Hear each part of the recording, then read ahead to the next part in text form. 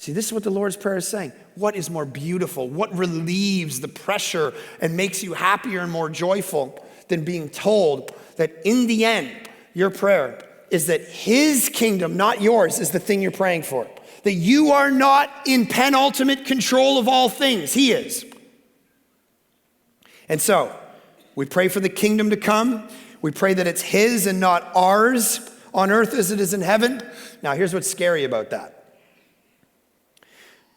The biggest nightmare for a modern person is that we're telling someone they're in control and we're not. They have authority and we aren't. That is terrifying to us. We are the ultimate, we are in, this is why in the modern day, like when you read 1 Corinthians 7, all right, and the Bible's saying when you get married, guess what? Your husband owns your body, right? And the husbands are like, all right, now we're talking. What did he say? There's a Bible passage like that? All right. What does it say again? Your husband, you do not now have authority over your own body, but your husband has authority over your body. We're like, duh. We're modern people. We're like, I get a vote. This is a democracy. I'm an individual. No one owns my body. Paul in the same passage says, and wives, you own your husband's body. And your husband's like, fine, take it.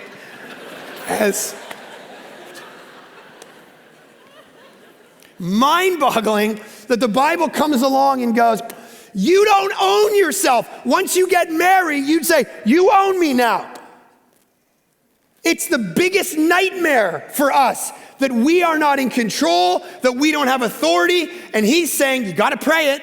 And you pray it and you say, you're an authority, you're an authority. And here's why the nightmare. Thomas Watson, who's a scholar back in the day, he says, here's the two things you're praying when you're praying that his kingdom come and his will be done on earth as it is in heaven. One, you're praying that you can actually do the will of God. But the second thing you're praying is that you might be able to bear whatever he decides to inflict you with.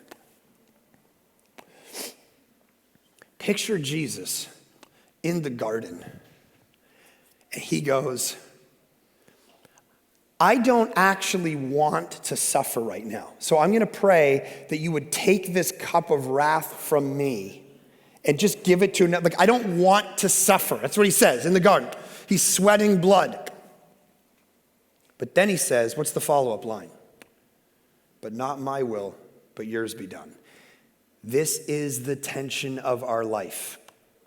We are in the throes of, how do I do his will, not my will? How do I do his will instead of the will of the people around me who are pressuring me to become something I'm not? How do I live in this? How do I not do the will of man and the will of the world and the will of the flesh, but the will of God? This is the tension at every moment. Are you going to say and do the will of man or the will of God? That's what you got to figure out in your work situation. How is God calling you to use your money? In your dating situation, how is God calling you to relate to the other person sexually?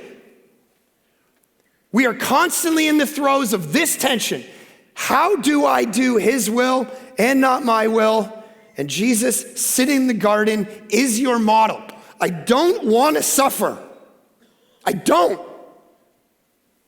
But you do your will and not my will.